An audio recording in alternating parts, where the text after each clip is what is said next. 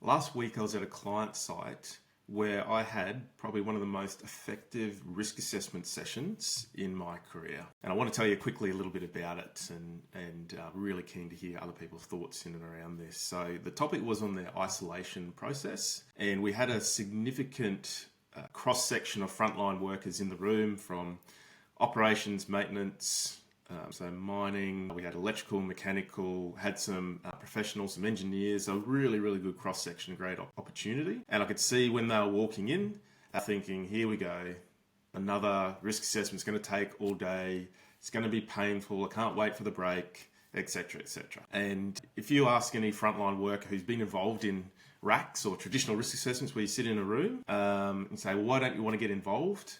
What's their normal response to that? And in my experience, the reason why they don't like getting involved is invariably because it gets bogged down in likelihood and consequence and risk rankings, and it just wastes so much time. And we know that that's all subjective. It's non-value add, so why does it make sense anyway for us to get bogged down in that? But leave that for another time. So what we're able to do is, we did it up front, is we said, well, if we get isolation wrong, what's the consequence? Regardless if, the different causes, what's the ultimate, outcome? And everyone agreed, well, it's probably going to be a single fatality if we get it wrong, and they'll put all our controls in. And so I suggested to them, well, why don't we just do the one risk ranking for the collective, for all of the lines, and then when we head through now these next 40, we can just copy and paste and apply it there. And when we go through these 40 lines, we'll focus in on our current controls and what our other controls we need to do. So we did it up front, and it was like I'd freed birds from a cage, because all of a sudden I could see they're like, oh, well, the hardest bit or the most painful bit's done.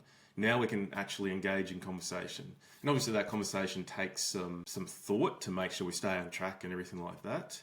But what we did is we went through all of the lines, and we actually had a really effective, robust discussion on the cause, on the controls, what's in the procedure, what else needs to go in the procedure, what are some things we need to change in the process. So it was really effective from my personal perspective. And then at the end, when we went round the grounds, because I always do that, what's your final thoughts, anything left unsaid? Just about everyone said they enjoyed the session. It's probably the best risk assessment they've been to, and they really felt like they contributed. And I was like, wow, well, that's awesome. And my reflection was, at a 3-hour drive home, is why can't all of our risk assessments be like that? Why can't we remove this admin burden that we design into these processes, so we can really focus on, well, what's the outcomes? It's all about causes and consequences and controls, and how do we stop it from happening?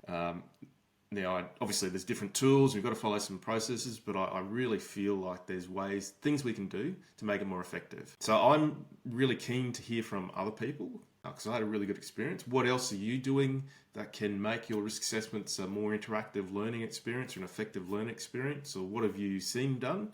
Because I'm keen to hear anything else that I can tweak in the process that we do. So thanks for listening. Chat to you again. Bye-bye.